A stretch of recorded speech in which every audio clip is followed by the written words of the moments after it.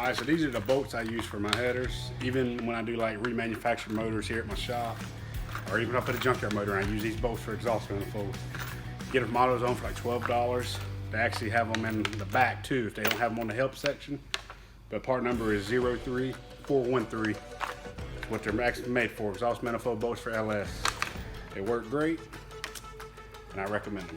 I've never had one actually break on me. And I've been using them for a very long time.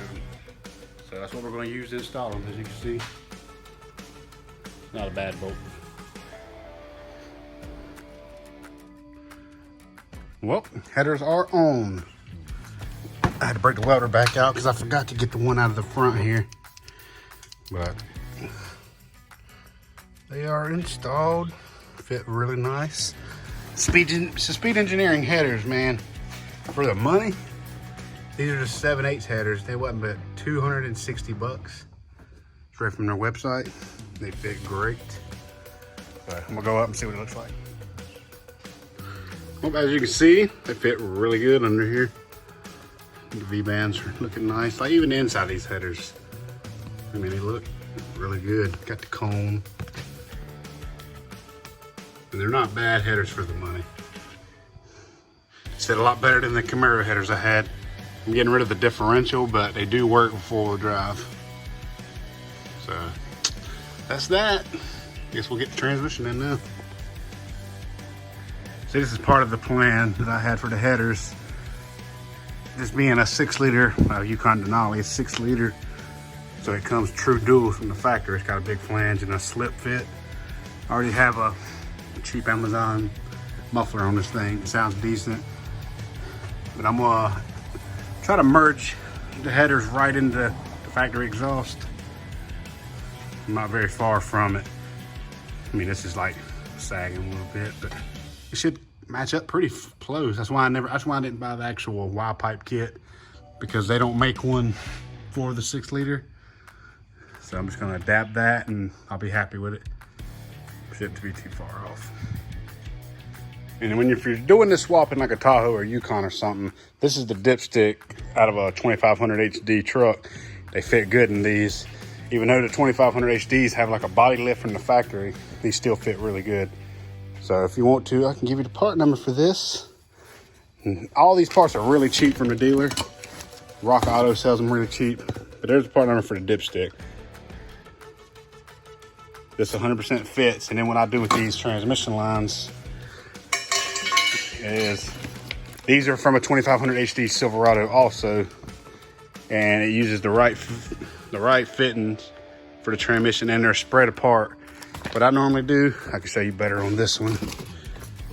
These lines are super cheap, but pretty much on the 2500 HD, this part right here goes up to the radiator, but I'm bypassing all that and I'm just using the aftermarket cooler and the grill. So what I usually do is I snap it in back there, run just almost in the factory location, and then right here I'll cut this press fit or crimped connector off, and I'll just slide a rubber hose on it and go right to my cooler. That thing has some really nice barbs underneath it when you take that rubber hose off. But this is it. I'll give you the part numbers for these too. That way there's no guesswork. That's for that one. I'll put the links to these part numbers in the description. That's for the other one. Yeah, these right here get you hooked up, and this one here goes to the radiator also. Then you got one that goes from the cooler up to the radiator. One of these actually go to the cooler, but I always cut the, like right here, I'll cut that off and use it. Get our Circle D converter in. So it's good.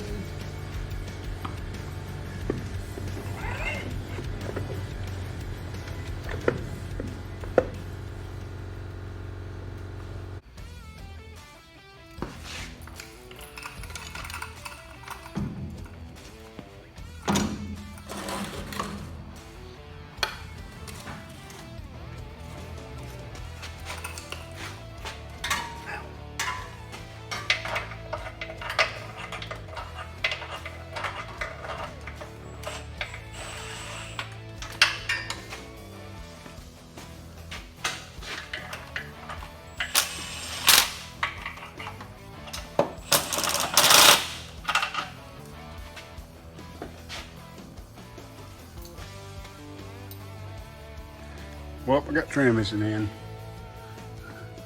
Fits really good. Headers fit good. As you can see, this is what we did in the last video. Hooked up our second speed sensor wire. Plugs up nice. This ain't being four-wheel drive, this bracket. I just took the one bolt, bolted it up, and it holds the wire harness pretty good. All the factory brackets are in. That 2500 HD dipstick bolts are right in. And here's the cool thing. If you buy them 2500 lines that I gave you the part number 2, they snap into factory location like it's meant to be. So no guesswork. They go right here, clear everything, perfect. They even snap into the factory holders and then go right out to the front. And then you have to do a little bit of tweaking. Basically this line right here, it usually goes straight up and I just twist it down. You can see where I cut, you see the barb fittings where I cut the rubber hose off. Basically, if you live up north, that one right there goes up to the radiator.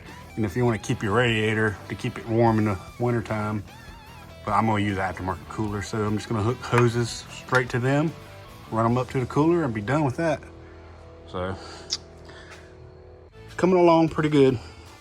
Next thing I gotta tackle is the cross member, get the exhaust done, get a drive shaft in it, then get onto HP tuners, but the HP tuners part's gonna be all in another separate video.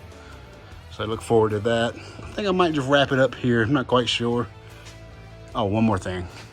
On the Circle D converter with this setup, you do use the stock flex plate, but I did have to use the shims that come with it. Some people say you don't. I guess it all depends on how they machine your flywheel and how much distance there is, but fits pretty good. All right, so this is what we got.